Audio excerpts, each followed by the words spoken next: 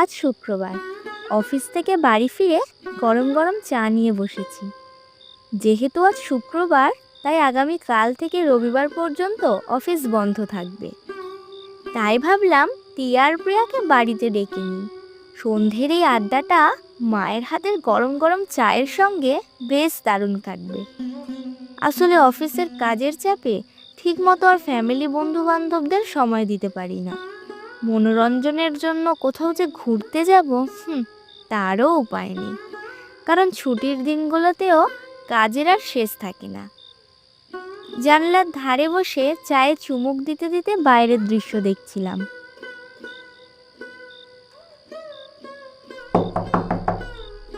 এমন সময় দরজা টোকার শব্দে আমার চিন্তায় ছেদ পড়ল। দরজা খুলে দেখলাম টিয়া আর প্রিয়া দুজনেই চলে এসেছে। ব্যাস, আর দেরি কেন, চায়ের সঙ্গে জমে উঠল আমাদের আড্ডার আসরটা।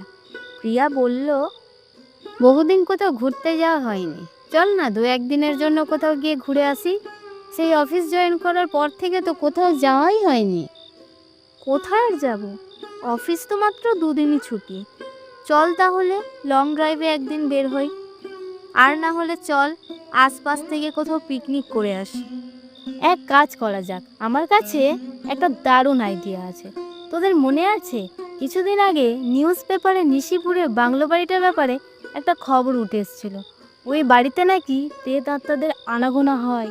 সন্ধ্যার পর ওই বাংলো বাড়ির সামনে থেকে কেউ আর যেতে পারে না।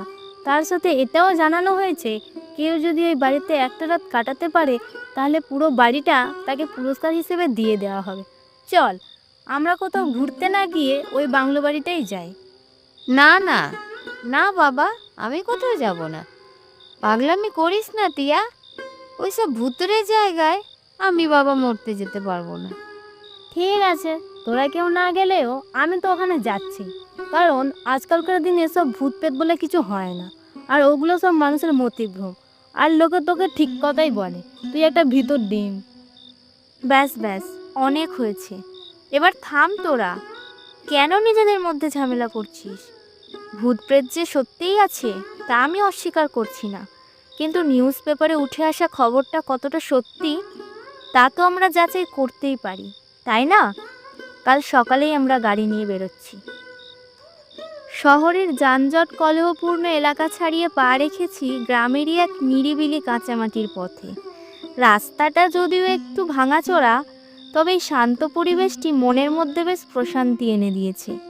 আমরা যারা শহরে থাকি, আমাদের কাছে এই গ্রামের শান্ত পরিবেশটা বেশ স্বস্তিকর। এখন বিকেল গড়িয়ে সন্ধে, রৌদ্রোজ্জ্বল সূর্যটি পশ্চিম আকাশে ডুবেছে বেশ অনেকটা সময় আগে। এখন চারিপাশটা বেশ অন্ধকার। ক্রমশ এগিয়ে চলেছি কাঁচামাটির রাস্তা ধরে। এখন আমরা যাচ্ছি এক বিরাট বাংলো বাড়িতে। লোকে বলে ওটা নাকি একটা অভিশপ্ত বাংলো। মনের মধ্যে কেমন যেন একটা কু ডাকছে। আশাটা কি ঠিক হলো? আচমকা গাড়িটা থমকে দাঁড়িয়ে গেল। মনে হলো কেউ যেন আমার হাতকে কন্ট্রোল করলো। সামনে তাকাতেই চোখে পড়লো গাড়ির সামনে একজন বৃদ্ধা দাঁড়িয়ে আছেন। গাড়ি থেকে নেমে জিজ্ঞাসা করলাম, আপনার কিছু হয়নি তো? না না মা, আমার কিছু হয়নি। তাই জঙ্গলের পথ ধরে তোমরা যাচ্ছ কোথায়? আমরা এই হরিপুরের শেষ প্রান্তের বাংলো বাড়িটাই যাচ্ছি। সে কি কথা, কি কন? তা ওই বাংলোতে তোমার কি কাজ? অফিসের ছুটি ছিল, তাই আমরা কয়েকজন মিলে প্ল্যানিং করলাম যে বাংলো বাড়িতে একটু পিকনিক করে আসব। শুনেছি বিরাট বাড়ি, পিকনিকের জন্য বেস্ট হবে, তাই আর দেরি করলাম না। তুমি সত্যি সত্যি ওই বাড়িতে যাবে? হ্যাঁ, সত্যি বলছি, এখানে মিথ্যে বলার কি হলো? সত্যিই আমরা ওইখানে পিকনিক করতে যাচ্ছি। না মা, বিষয়টা হলো যে ওই বাংলো 10 বছর ধরে ফাঁকা পড়ে আছে। বাংলোর আশেপাশে কোনো কাক পক্ষীও থাকে না, মানুষ তো দূরের কথা।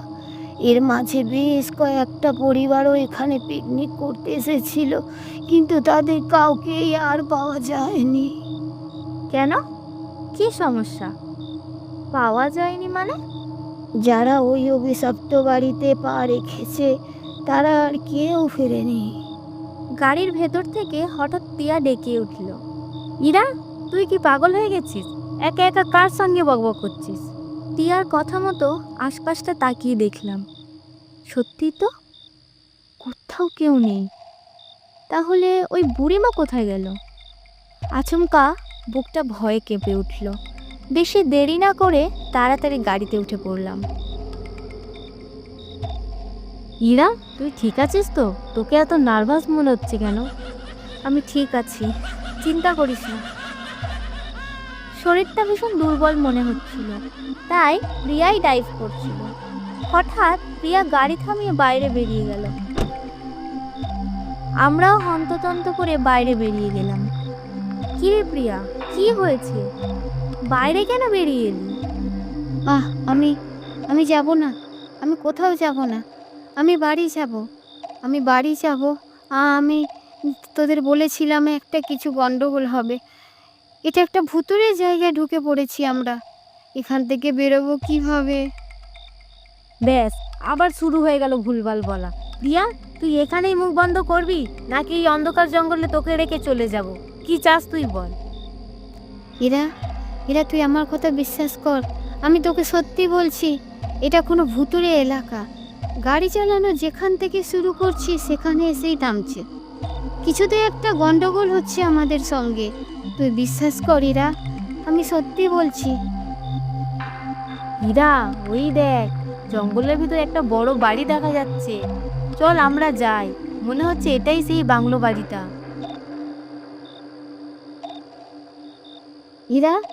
ইরা এখনো তোর কাছে সময় আছে, চল আমরা পালাই।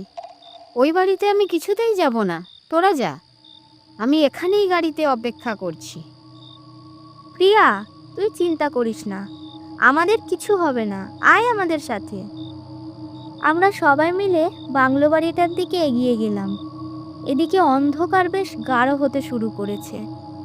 বাংলোর আশপাশটা বেশ নিঝুম নিস্তব্ধ। বাড়িটার ভেতরে ঢুকে দেখলাম বাড়িটার অবস্থা একেবারে খারাপ। ধুলোবালি পড়ে চারিদিকটা একেবারে অপরিষ্কার হয়ে আছে। হঠাৎ কিছু পড়ে যাওয়ার আওয়াজ পেলাম। রক্ত! প্রিয়া রক্ত রক্ত করে চিৎকার করে উঠল। রক্ত! রক্ত! দেয়ালে রক্ত! ইরা, আমাকে বাঁচা, আমি বাঁচতে চাই। প্রিয়ার কথা মতো আমরা দেওয়ালের দিকে তাকিয়ে দেখলাম, কিন্তু কোথাও কোনো রক্ত চোখে পড়ছে না তো। মনে হয় প্রিয়া একটু বেশি ভয় পেয়েছে, তাই এসব ভুলভাল কথা বলছে। যাকগে, প্রিয়ার কথা আমরা কানে না নিয়ে সামনের দিকে এগোতে লাগলাম। প্রিয়া আবার চিৎকার করে উঠল। ইরা দেখ, পর্দার পেছনে কে যেন দাঁড়িয়ে আছে। ইরা, বাঁচতে চাইলে চল, আমরা এখান থেকে পালাই। এ বাড়ি আমার ঠিক লাগছে না। দেখ, আশেপাশে কোনো মানুষজন নেই, একটা বাড়ি পর্যন্ত নেই। চল ইরা, এখনো সময় আছে, আমরা বাড়ি চলে যাই। প্রিয়া, অনেক হয়েছে, এবার তোর এইসব ড্রামা বন্ধ কর। আর না হলে ভূত যদি তোকে নাও মারে, আমি তোকে মেরে দেব। আর একটাও কথা বলবি না, মুখ বন্ধ করে আমার সাথে চল। আজ আমি তোকে প্রমাণ করে দেব ভূত বলে কিছুই নেই, এগুলো সব মানুষের মতিভ্রম। দুজন মিলে সব কথা মিটিয়ে পুরো বাড়িটা ঘুরে দেখার জন্য চলে গেল। আমি আর ওদের সাথে গেলাম না, কারণ শরীরটা ভীষণ ক্লান্ত মনে হচ্ছিল, তাই একটু বিশ্রাম নিয়ে নিচ্ছিলাম। হঠাৎ চোখে পড়লো ঘরের সাথে লাগোয়া আর একটা গুপ্ত ঘর আছে।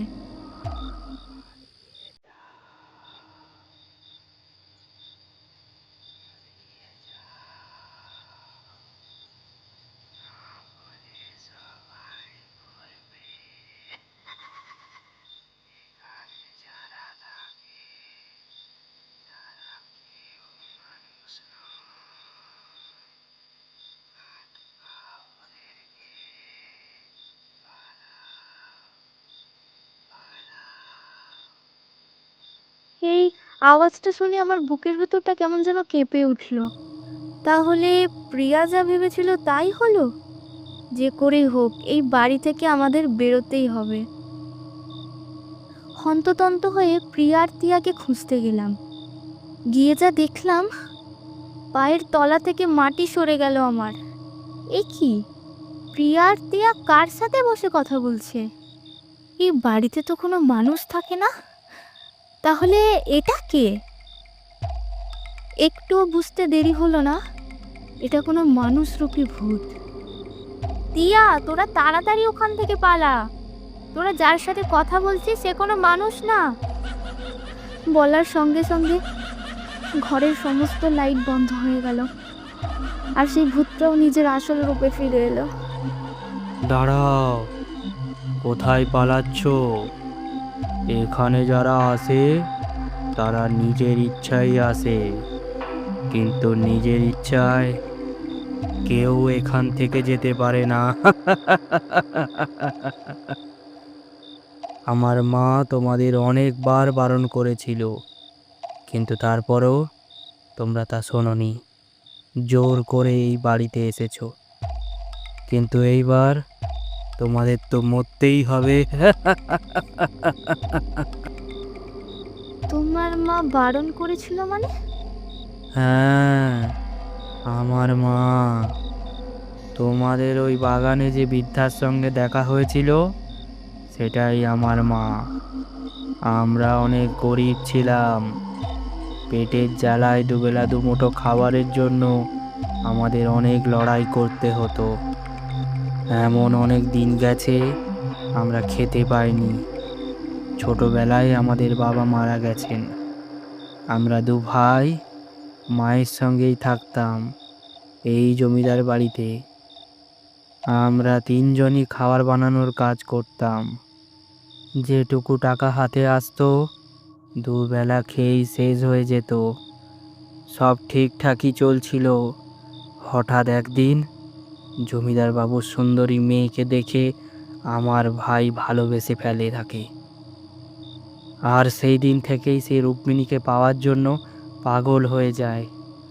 কিন্তু জমিদার বাবু এটা কখনোই মেনে নিতে পারেননি, তাই শয়তানি প্ল্যান করে আমাদের বাড়িতে যায় রুক্মিণী আর প্রতাপের বিয়ে প্রস্তাব নিয়ে। রাত 12টার পর নাকি বিয়ের লগ্ন আছে। এই কথা শুনে আমরা অনেক খুশি হয়ে গিয়েছিলাম। ভেবেছিলাম জমিদার বাবু সব কিছু মেনে নিয়েছে, কিন্তু না, এইগুলো তার ছলনা ছিল। আমাদের মিথ্যে ছলনা করে আমাদের পুরো পরিবারকে শেষ করে দিয়েছে।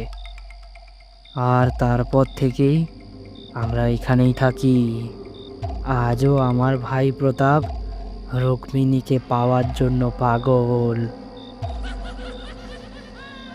এমন সময় আবার সেই অদৃশ্য আওয়াজ ভেসে আসছে কানে।